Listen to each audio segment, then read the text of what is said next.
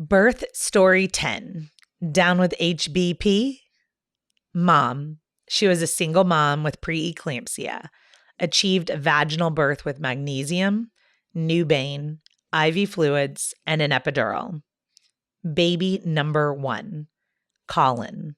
Born January 1st, weighed 5 pounds, 10 ounces.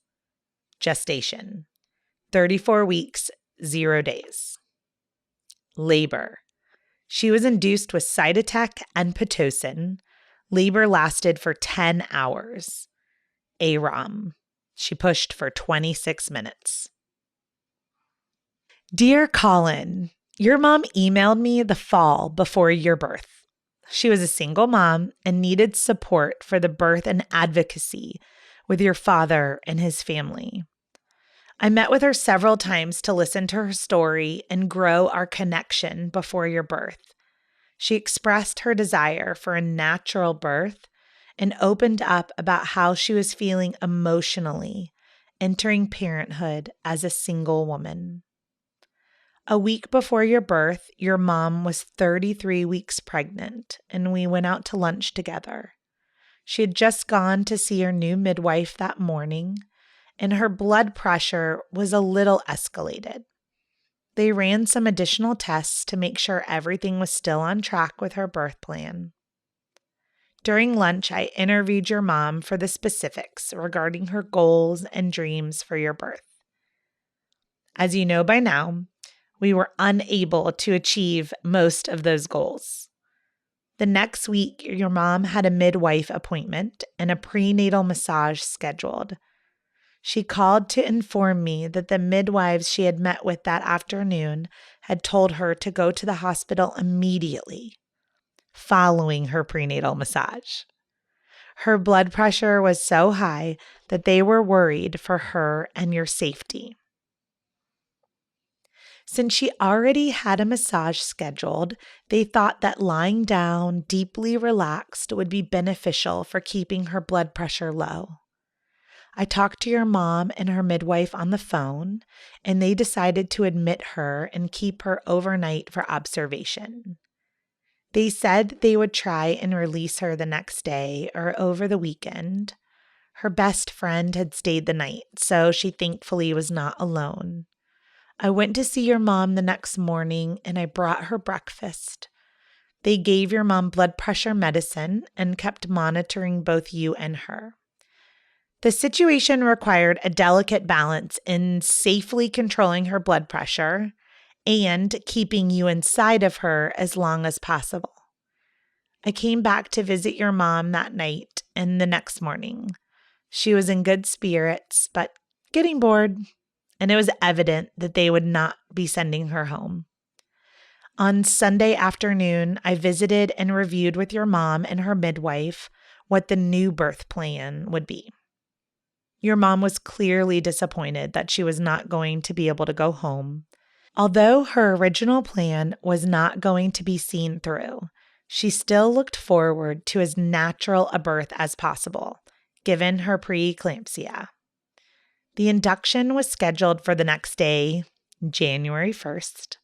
Your grandparents were in the room with us, and I was able to discuss the process with them and your mom to help ease the uncertainty. I went home and agreed to meet your mom at 6 a.m. the following morning. At midnight, they gave your mom Cytotec, which is used to help soften the cervix and induce contractions. Your mom tried to sleep through the night and started contracting on her own. When I arrived with your dad and her best friend, your mom was sound asleep. Your dad went to the waiting room where he patiently stayed all day until your delivery. I went into the birthing room and watched over your mom to ensure her comfort and provide the support she needed. She was hooked up to IV fluid and magnesium. Magnesium can make anyone's insides feel burning hot. Pop out. Magnesium benefits.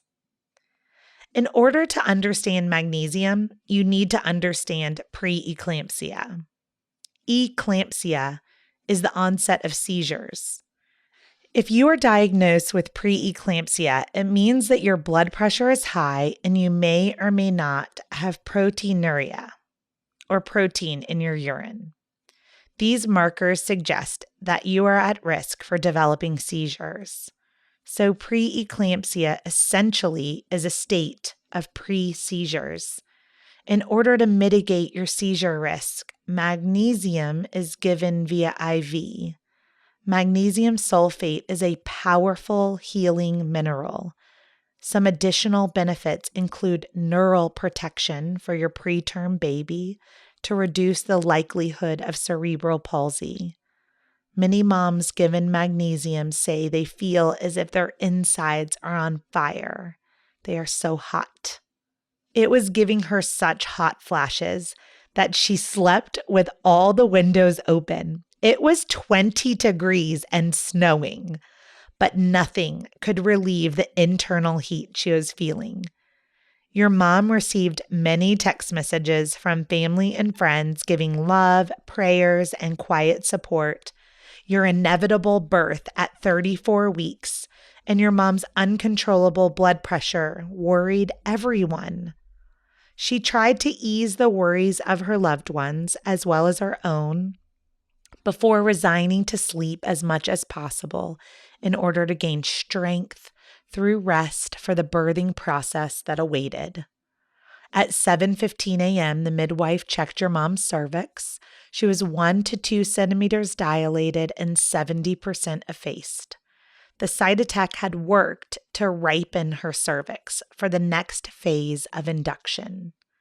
An hour later, they started Pitocin, and your mom continued to sleep. Her blood pressure was unstable, so she was confined to the bed and had to stay as still and relaxed as possible to prevent her blood pressure from spiking. You were doing great the whole time. You had the hiccups a few times that we could hear on the monitor, and you gave your mom a few good kicks.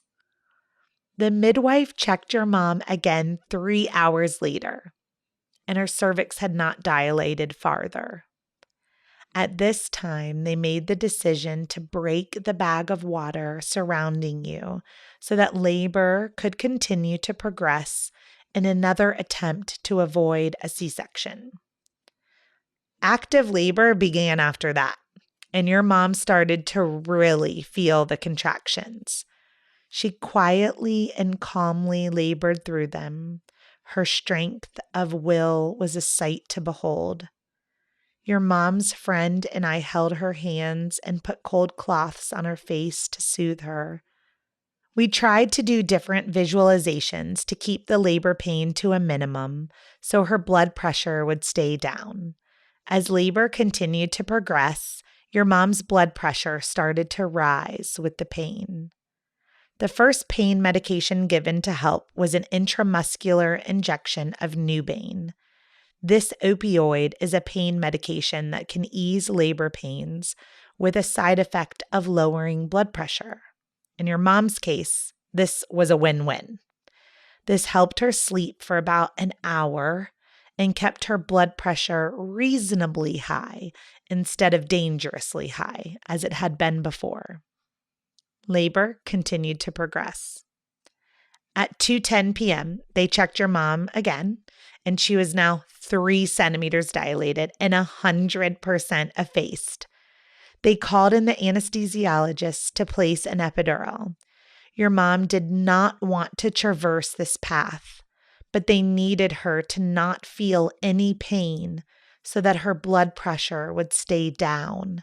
It was a necessary medical intervention to avoid a C-section and to keep you both safe. It worked for about an hour. Your mom slept again and rested while her body did the work. They came in to check your mom's legs, and she had hyperreflexia. It was so funny to witness because just a simple tap to the knee and your mom's leg would go soaring out in a kick, even with the epidural. The nurse even brought in another nurse to look at it because it was so rare that they had never seen it before. Alas, as humorous as this was not a good thing, and it had to be medically managed. Deep tendon reflexes are increased in many women prior to seizures. So, this was another marker that her preeclampsia was not controlled. At 4 p.m., your mom's cervix was 6 centimeters and you were at a +1 station. This meant that you were far down in the birth canal and we knew you would arrive shortly.